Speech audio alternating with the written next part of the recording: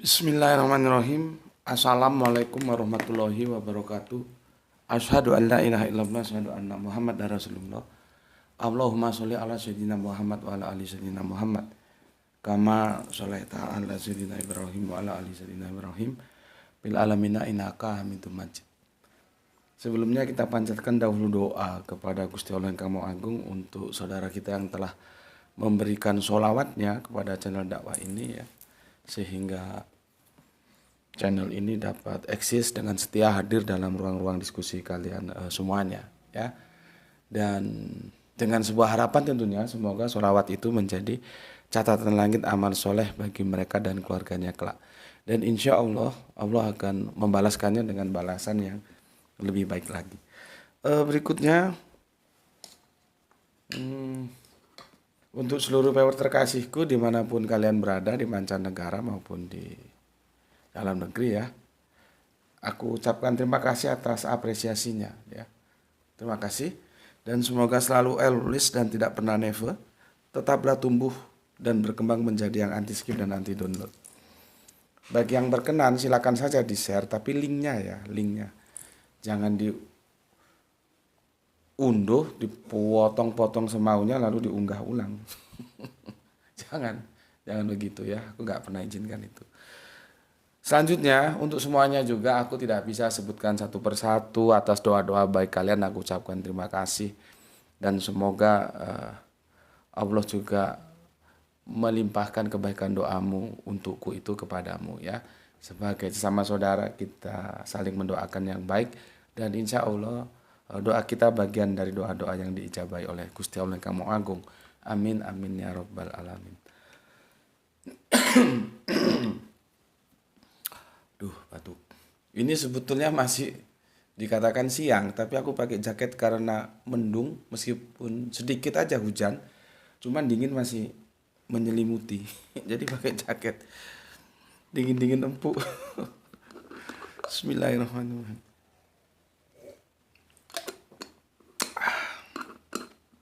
Kita lanjutkan kajian kita ya. Nggak tahu ini aku usahakan bisa selesai di menit yang ke-30 karena setelah ini aku akan ada ngaji ya. Jadi aku ini mengajar dan belajar. Nanti mau belajar ngaji nanti. Setiap Ahad ba'da asar ya. Oke, aku bacakan satu persatu ya dari yang kemarin sudah tamat ya, tentang apa kemarin? Tentang janji palsu itu ya. Jadi tidak mungkinlah Kanjeng Nabi itu berjanji palsu ya, tapi itu adalah hasil karya dari pena-pena penyunat. Istilahnya Kang Irfan Al Akbar begitu. Itu kan juga sudah tertulis dalam perjanjian baru ya. Kalau perjanjian terakhir dikatakan bahwa dia menulis dengan tangannya sendiri, itu di surat awal-awal ya di Al-Baqarah itu ya. Dia menulis dengan tangannya sendiri tapi dikatakan bahwa ini dari Allah gitu ya. Jadi tidak mungkin. Para nabi itu orang-orang yang secara akhlak itu maksum, terjaga ya. Tidak mungkin akan melakukan sesuatu yang keji sehingga dia nanti kan jadinya gimana ya, dikritik kalau kalau seperti itu ya. Meskipun hak mengkritik itu maksum itu ada pada Allah, tapi ya tidak mungkin lah, masa Nabi. Jadi yang bermasalah itu penulis Injilnya ya. Makanya kan kita sudah kaji itu tentang apa ya, penulis Injil yang absurd itu ya, di Mampir Ngombe. Oke, jadi tidak mungkin Kanjeng Nabi Isa itu sama dengan kanjeng Nabi yang lainnya itu secara morality terjaga ya. Tidak mungkin melakukan penipuan, tidak mungkin. Oke, itu sudah tamat, sudah kita selesaikan, alhamdulillah. Aku hanya memaparkan loh ya, kalian terserah mau menerima mau menolak, itu otoritas kalian. Aku hanya memaparkan seperti itu. Oke, selanjutnya aku bacakan komen yang masuk ya. Ini dari Bapak kita, Bapak Iwan Tamin ya. Assalamualaikum, waalaikumsalam warahmatullahi wabarakatuh. Alhamdulillah saya bisa mengaji nikmat yang luar biasa. Semoga Allah memberikan rezeki kepada kita dan selalu dalam lindungannya. Amin amin ya robbal alamin. Terima kasih untuk Bapak Ikhwan Tamim yang ada di Tangerang ya. Salam Isra untuk seluruh keluarga di sana. Kemudian dari Kang Mas Hermas Edison dari Kalimantan Tengah hadir Gus dengan 3 jempol. Setia dan selalu setia menyimak kajian Isra Islam Rasional. Ulun tidak bisa komentar, cuma senyum dan geleng-geleng kepala. Dan tinggal menghormati saudara kita yang masih meyakininya.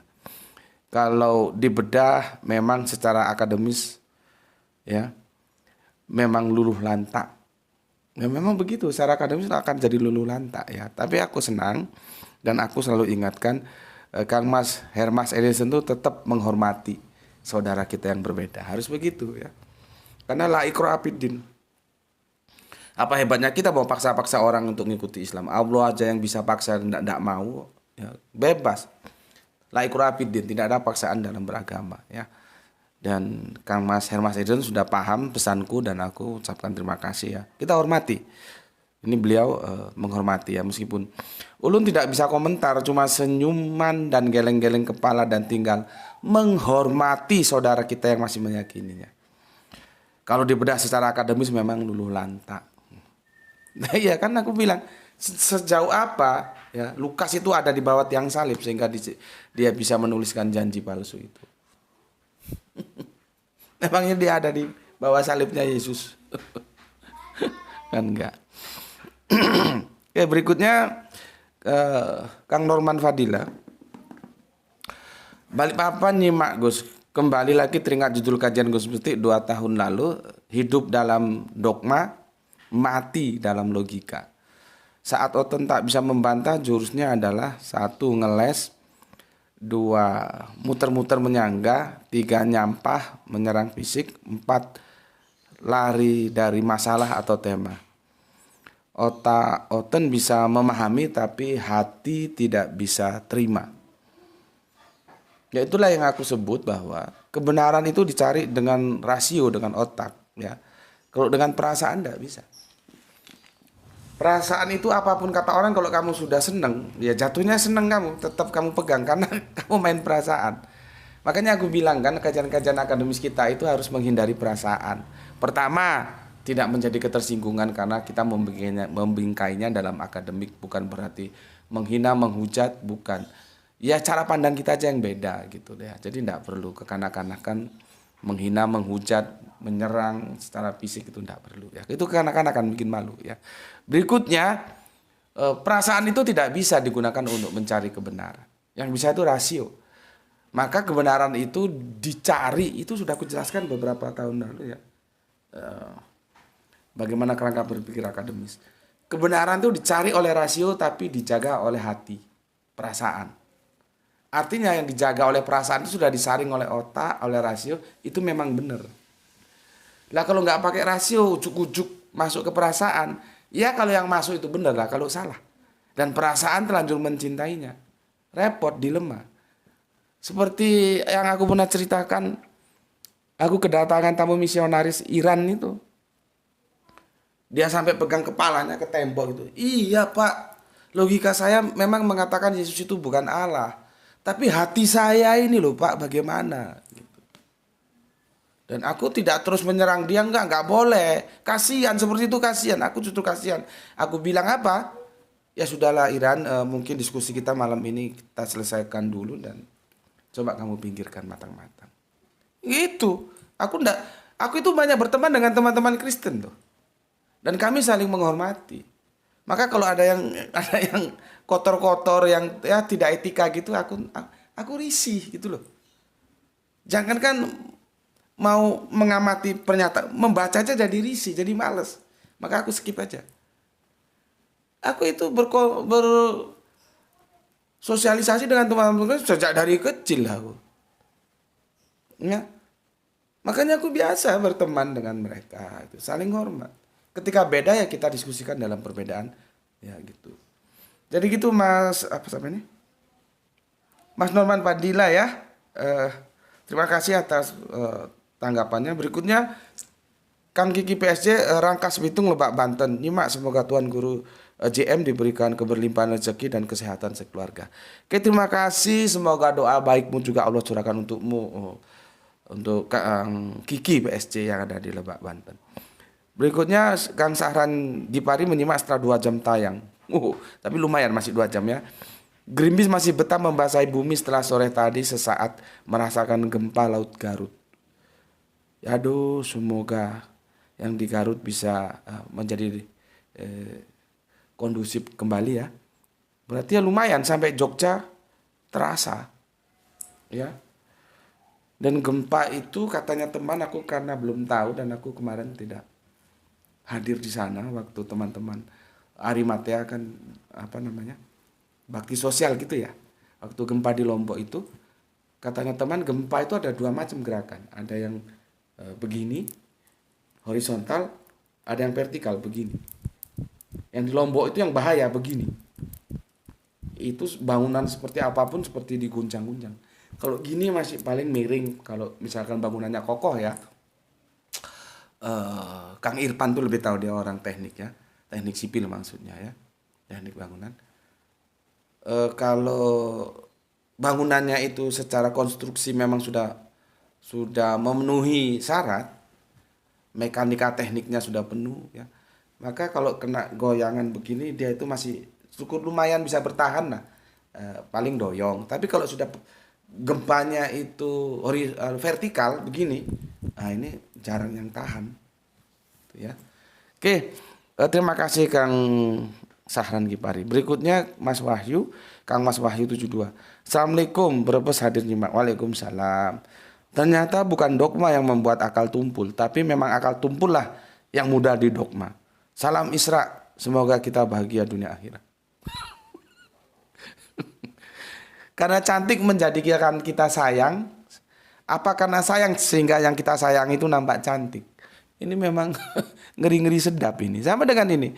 Karena akalnya tumpul sehingga mudah didogma. Atau karena dijejeli dogma sehingga akalnya tumpul.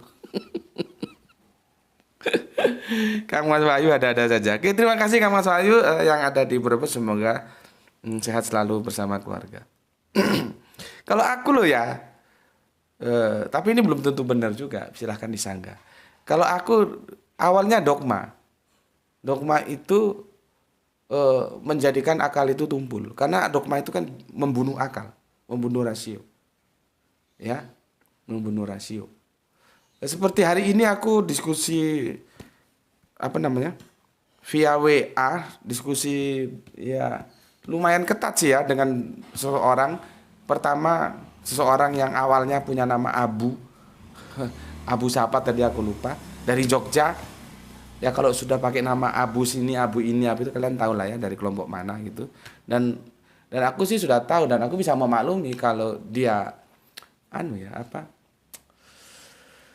resisten banget dengan kerangka berpikirku, karena kerangka berpikirku ini overliving dia. Dia keberatan kalau aku menyalahkan Depak tentang kata tahmilu itu loh. Dan dia menukil pendapat-pendapat dari Arab Saudi, ya aku tidak masalah, silakan saja. Terus dia bilang Depak itu kan mengaji ke Arab Saudi. Lah kalau mengaji apa mesti benar? Kan belum tentu juga. Ya tunduk aja ke teksnya itu. Tahmilu itu apa di surat apa itu? Al-Baqarah 20-an, 30-an. Kalau nggak salah 20-an itu. Yang besok insya Allah kita bahas. Dan itu sebenarnya sudah kita bahas di yang lalu-lalu sih ya. Besok kita refreshing. Ya. Tahmilu itu membawa, bukan menggendongnya. Dari mana Depak bisa menghadirkan narasi, bukan diksi loh, sudah narasi itu, menggendongnya. Kan itu intervensi. Mengapa intervensi? Karena logikanya sudah diracuni oleh kisah-kisah mukjizat ada bayi kecil bisa ngomong. Kan bertentangan dengan surat An-Nahl bahwa engkau dilahirkan dalam keadaan tidak tahu apa-apa. Ngomong pun tidak bisa, nggak ada ceritanya bayi lahir bisa ngomong itu loh. Mau logika dari mana yang dipakai? Dia nukil pendapat ulama-ulama Arab. Ya nggak masalah. Kan memang aku sudah bilang, ulama dari ujung bumi manapun kalau mau berhadapan aku, ayo. Selama kita tunduk terhadap teks loh ya. Itu.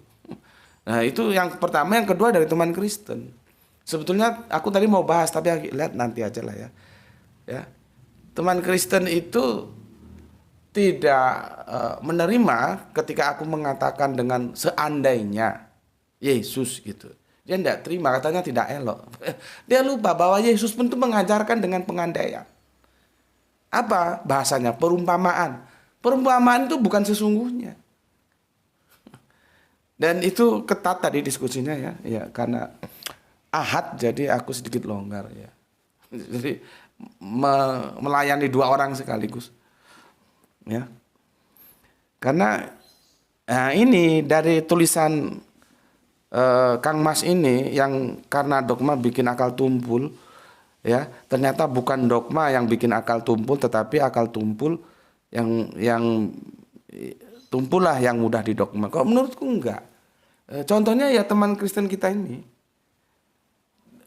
Kapan-kapan lah akan aku angkat ya. Dia canggih loh, dia cerdas. Tapi ketika dia dibawa ke dalam diskusi-diskusi teologis menjadi tumpul otaknya. Karena apa? Ya karena dogma, berarti sesuai yang aku bilang. Karena dogma lah yang membuat akal itu tumpul. Gitu. Ya. Tapi kalau nggak setujunya karena akalnya tumpul mudah di dogma, nah silakan aja, silakan aja. Nggak apa-apa ya. Oke, kemudian Kang Muhammad Bintang Ramadan. Nama yang bagus ya. Assalamualaikum Gus.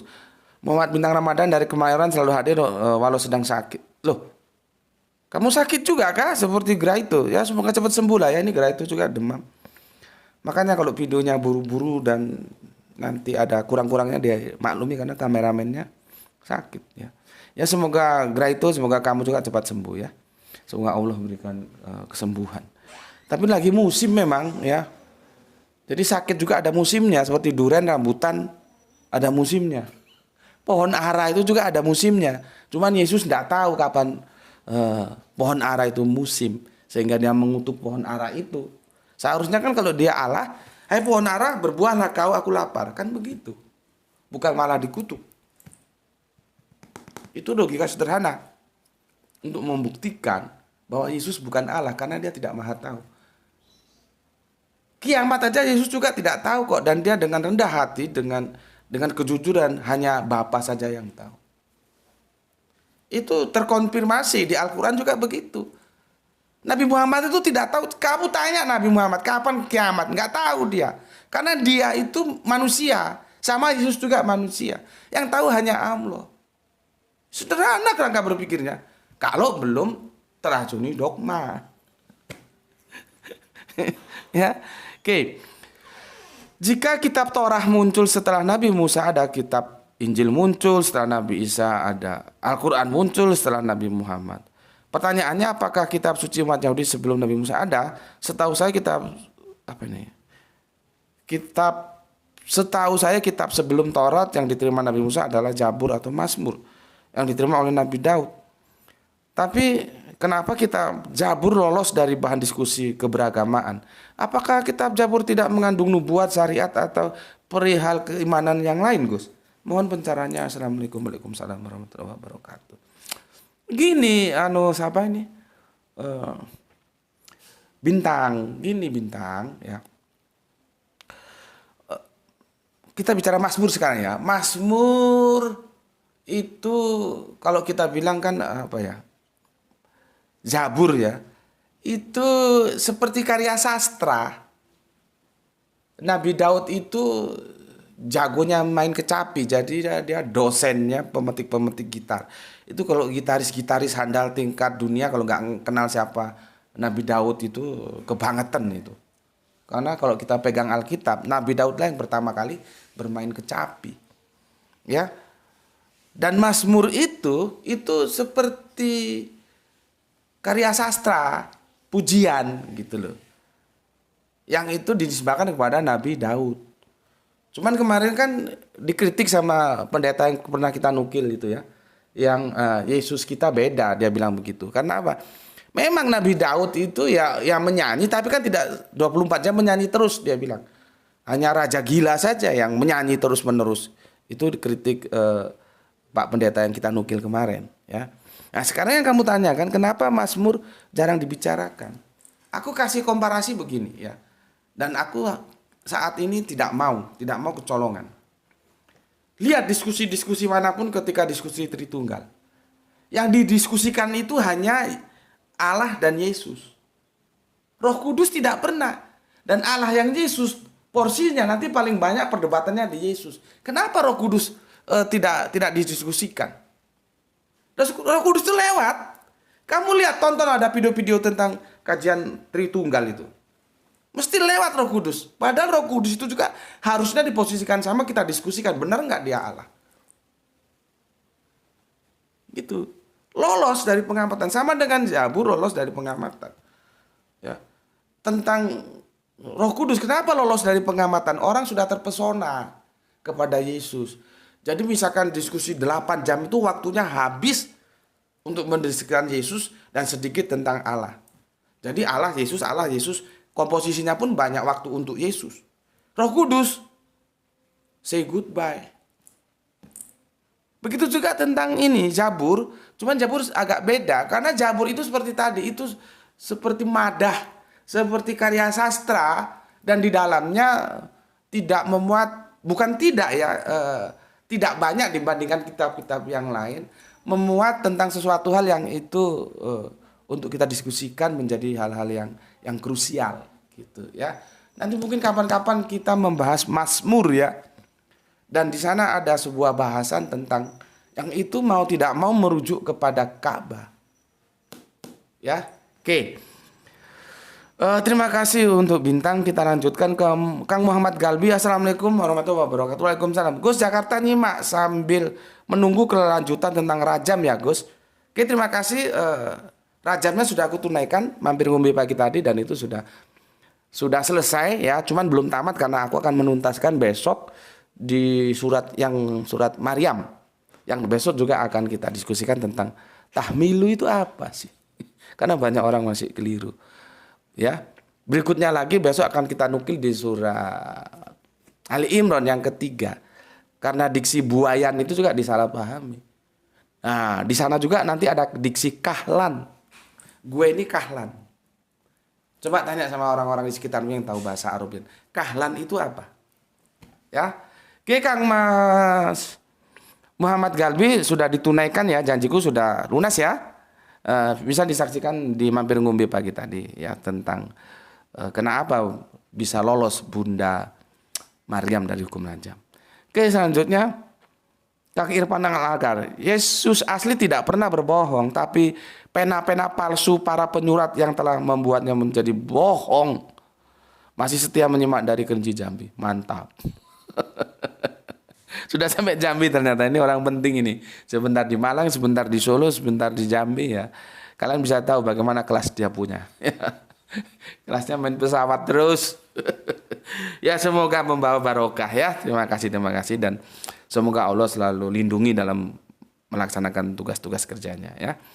Tidak ada sesuatu pun yang menjadikan itu bahaya ya, selalu dilindungi Allah. Oke, terima kasih Kak Sam Irfan Al-Akbar. Selanjutnya Rijal Wahyu Rempang selalu hadir Gus. Oke, matur thank you.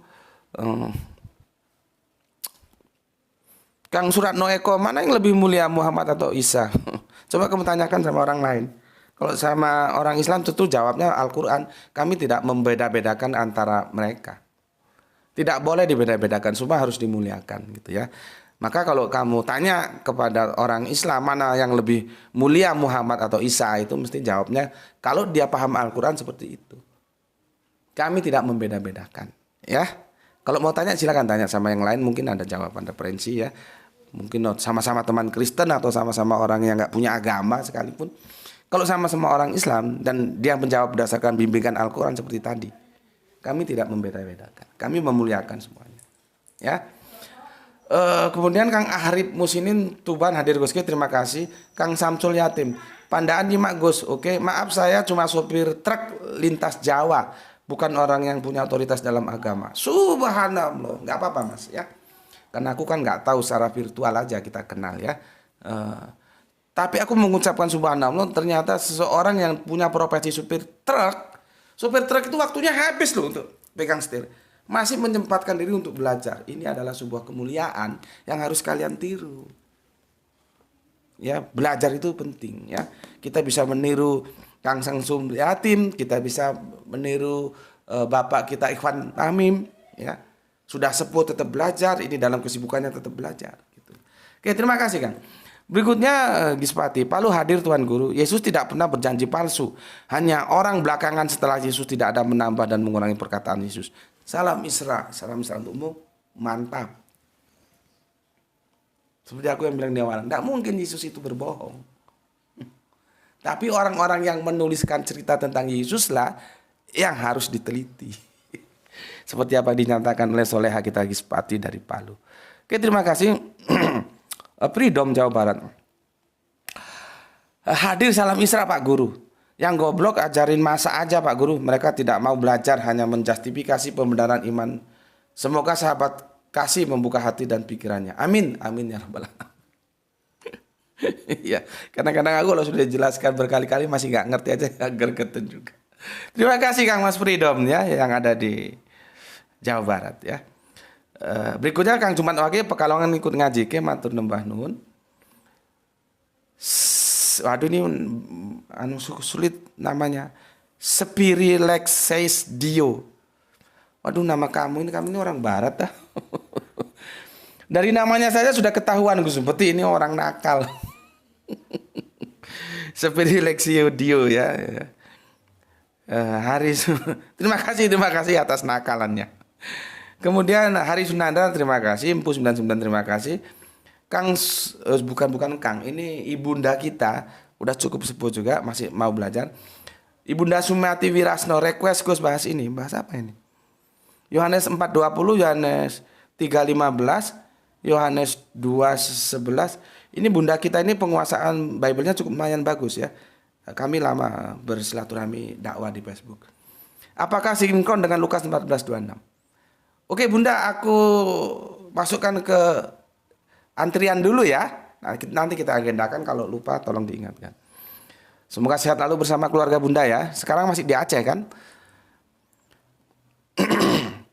Berikutnya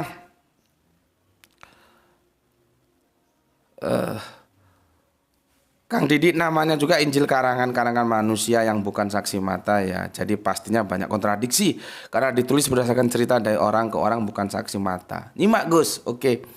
Ya seperti yang kita katakan Mas, itulah kenapa seharusnya Injil yang sekarang itu jatuhnya itu hadis. Karena kronologisnya sama. Gitu ya, sejarahnya itu seperti itu. Terima kasih Kang Mas Didi. Kemudian siapa ini? Seperi Lexios Dio. Aduh, Seperi. Betul, sorry kalau salah. Namamu sulit. Ini teman Kristen kita ini. Kalau janji Allahmu dan nabimu sudah dikonfirmasi palsu oleh orang zaman itu, Allah Subhanahu wa taala berfirman, ya. Dan ingatlah ketika orang-orang munafik dan orang-orang yang hatinya berpenyakit berkata, yang dijanjikan Allah dan Rasulnya kepada kami hanya tipu daya belaka. Al-Ahzab 33 ayat 12.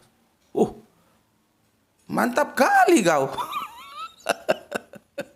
Teman Kristen kita ini mantap kali ya. Katanya janji Allahmu dan nabimu sudah dikonfirmasi palsu oleh orang zaman itu. Mantap kali kau ini ya. Teman Kristen kita ini ya. Cuman sayang dia bacanya tidak jeli ya. Tapi tidak apa-apa ya. Kita coba kasih tanggapan ya. Jadi gini. Bukan Allah ya dan Nabi berjanji palsu. Ini panjang sekali judulnya ya. Bukan Allah dan Nabi. Nggak tahu nanti Ibrahim itu bisa nggak ini nulis apanya, atau nanti disingkat lah ya. Berjanji palsu ya. Aku coba komparasi ya. Dan Yesus Paulus gila. Dan Yesus dan Paulus gila. Ya, nggak tahu nanti ini terlalu panjang, mungkin kalau panjang nggak bisa diketik. Nanti ini berarti Quran surat Al-Ahzab surat 33 ayatnya 12 ya. Berikutnya sebentar dulu. Yohanes 10:20 ya. Yohanes 10:20 dan Kisah Para Rasul 26:24. Ini referensinya ya. Belum hidupkan. Ini referensinya ya.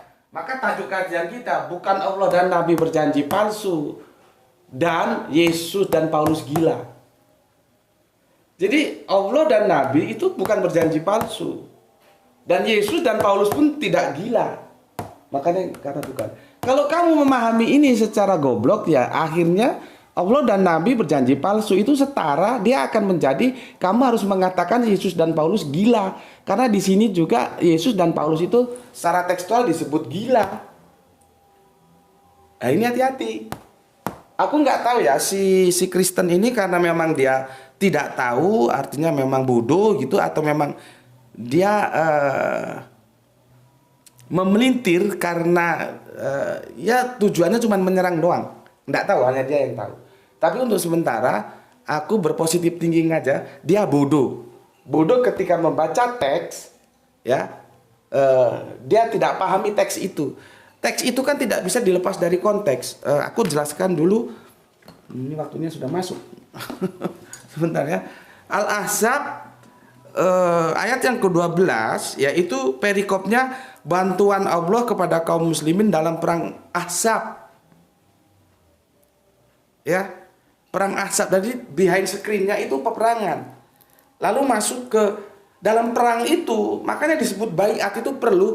Baiat itu Nabi ingin mendapatkan jaminan bahwa orang-orang yang bersamanya itu tidak akan menelikung dari belakang, benar-benar setia. Maka baiat itu bisa kita bilang itu sumpah setia. Nabi ingin mendapatkan jaminan. Entah demikian masih ada aja orang-orang yang munafik. Munafik itu adalah dia ikut-ikutan angin. Angin membawa dia keberuntungan ke kanan, dia ikut kanan, angin ke kiri, dia ikut ke kiri gitu loh. Dan menghadapi orang-orang munafik itu jauh lebih sulit. Sampai-sampai Nabi bilang, bagaimana Rasulullah kalau itu kita bunuh saja? Oh jangan, nanti berita tersiar Muhammad membunuh sahabatnya. Sulit menghadapi orang munafik. Kalau menghadapi orang kafir, enak, sudah jelas. Islam kafir, kafir Islam. Ini dadaku, mana dadamu? Udah kita selesaikan, ayo. Enak. Ini menghadapi orang munafik, Nabi sendiri sampai kewalahan. Karena gelagat munafik itu dia akan bersama orang-orang yang menguntungkannya. Dia berdasarkan kepentingan, bukan kesetiaan untuk membela kebenaran. Itu behind screen-nya harus kamu pahami dulu. Ya sahabat teman Kristen kita ini. Ya. Maka aku bacakan ya. Aku bacakan ya. Di sini nih ya. Dan ingatlah ketika, coba teksnya kamu pahami ya. Tadi behind screen-nya sudah aku jelaskan. Dan ingatlah ketika orang-orang munafik dan orang-orang yang hatinya berpenyakit berkata, yang dijanjikan Allah dan Rasulnya kepada kami hanya tipu daya belaka. Yang berkata begitu siapa? Orang munafik. Jadi bukan berarti Allah dan Nabi berjanji palsu. Maka konteks di sini ya, konteks di sini itu yang mengatakan itu orang-orang munafik dan mana ini tadi? Dalam hatinya dan berpenyakit dalam hatinya dan punya plus penyakit hati. Penyakit hati tahu ya, bahasa sastra ya. Jangan liver, gawat nanti. Konteksnya begitu.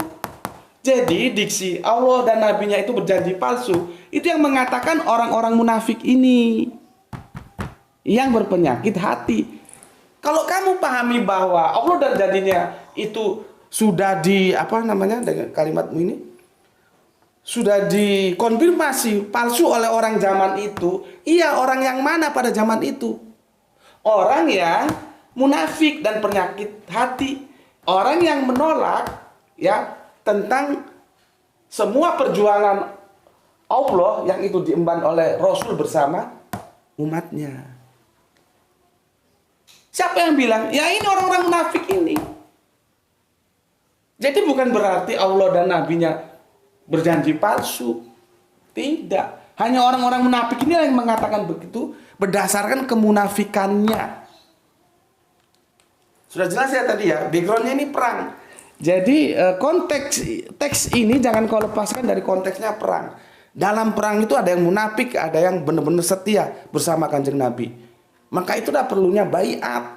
Nanti kita bahas baiat Aqobah di surat Al-Mu'min Mumtahana itu. Bukan Mumtahana. Nah, kalau kamu pahami ini terus dikatakan bahwa Allah dan Nabi-Nya itu janjinya palsu, sudah dikonfirmasi sama orang-orang terdahulu, titik. Tanpa kamu melihat siapa yang mengatakan orang-orang dahulu itu adalah orang munafik dan penyakit hati ini kamu abaikan, ya goblok kamu. Goblok. Karena kamu tidak tahu masalahnya. Atau memang sebetulnya kamu tahu tapi memang intinya mau menyanggah saja seperti anjing kan gitu. Dikasih tahu ya begitu ya, namanya juga anjing.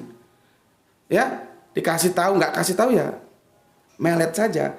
Sekarang komparasinya kita cari Yohanes 10:20. Yohanes 10:20 ya. Yohanes 10:20. Ia kerasukan setan dan gila. Mengapa kamu mendengarkan dia? Jadi Yesus dibilang kerasukan setan plus gila. Di Yohanes 10:20. Terus kamu akan lepaskan konteksnya. Kalau kamu lepaskan konteksnya berarti kamu bilang Yesus itu kerasukan setan dan gila. Sama seperti ini kalau kamu lepaskan konteksnya.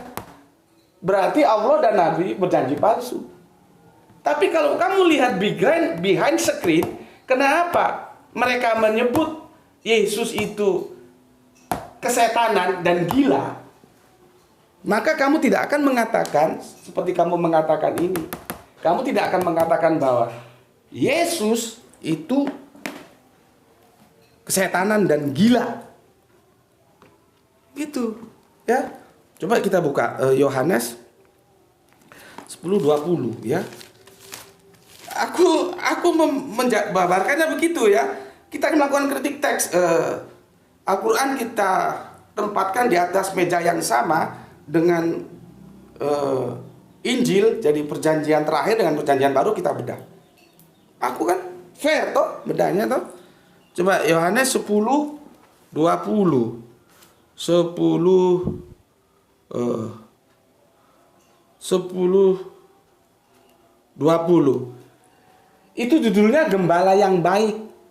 Ya, perikopnya gembala baik. Di ayat yang ke-10:20 dikatakan begini. Ia kerasukan setan dan gila. Mengapa kamu mendengarkan dia? Siapa yang bilang begitu? Maka timbullah ayat 19-nya lihat. Maka timbullah pertentangan di antara orang-orang Yahudi karena perkataan itu. Banyak di antara mereka berkata, ia, maksudnya Yesus, kerasukan setan dan gila. Mengapa kamu mendengarkan dia? Yang mengatakan kerasukan setan dan gila siapa? Orang-orang Yahudi yang menolak perjuangan dakwah Kanjeng Nabi Isa atau Yesus. Sama dengan ini. Yang mengatakan munafik dan penyakit orang-orang yang menolak perjuangan Kanjeng Nabi Muhammad bersama umatnya. Sama di sini juga. Yahudi yang menentang perjuangan Kanjeng Nabi Isa atau Yesus itu mengatakan Yesus itu kemasukan setan dan gila. Jadi nggak bisa dilepas konteks kan. Kalau lepas konteks ya kamu harus mengakui bahwa Yesus itu kerasukan setan dan gila. Begitu yang berikutnya Kisah Para Rasul 26-24 ya. Coba kamu buka Jadi kalian harus punya perjanjian lama, perjanjian baru, perjanjian terakhir harus punya ya.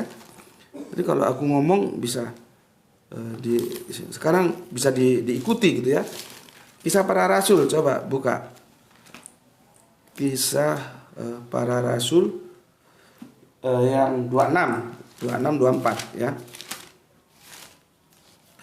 26 kemudian di 24 ya. Lihat ini. Ajakan kepada Agripa untuk percaya. Sementara Paulus mengemukakan semuanya itu untuk mempertanggungjawabkan pekerjaannya. Berkatalah Festus dengan suara keras, "Engkau gila, Paulus, ya, engkau gila Paulus, ilmumu yang banyak itu membuat engkau gila." Sampai 2 kali. Siapa yang bilang gila itu? Yang gila, yang bilang gila, Festus. Kenapa Festus bilang gila? Karena Festus menolak Paulus. Maka kata Festus, gila, yang 2 kali disebut gila. Gila. Si Festus bilang gila. Kalau ini yang Yahudi bilang, Festus gila, bahkan 2 kali gila lagi. Kalau ini kamu lost contact kan, maka kamu harus mengatakan Paulus gila. Sama dengan ini kok kamu lost contact kan, ya, tanpa lihat siapa behind screen-nya dan apa kepentingannya. Yesus menjadi kemasukan setan dan gila karena kamu lost contact kan. Sama dengan ini, kalau kamu lost contact kan juga akan menjadi seperti ini. Tanpa kamu melihat behind screen-nya, siapa sebetulnya yang mengatakan bahwa Allah dan Nabi itu berjanji palsu? Mereka orang-orang yang munafik dan punya penyakit hati. Clear di sini. Aku udah punya waktu ya. Ini sudah masuk asar dan aku harus sholat asar dan ada perlu mau ngaji ya. Semoga bisa dipahami dan aku secara fair membedahnya di atas meja yang sama. Al-Quran kita hadirkan, Injil kita hadirkan ya, kita bedah, dan kerangka berpikirnya dia linear. Tidak karena Al-Quran begini, karena Injil terus begitu. Tidak boleh ya. Secara akademis kita harus menjunjung kejujuran dalam mengungkap sebuah kebenaran ya. Oke, sampai di sini dulu untuk teman-teman Islamku. Mohon jaga Allah, jaga Kanjeng Nabi, jaga Al-Quran, jaga Islam dalam bingkai imanmu, tetapi tetap memberi hormat kepada saudara kita yang memilih jalan lain. Semoga kita mendapatkan keberuntungan, rezeki yang barokah dan kesehatan yang prima ya. Amin, amin ya rabbal alamin. Bismillahirrahmanirrahim. Alhamdulillahirabbil alamin.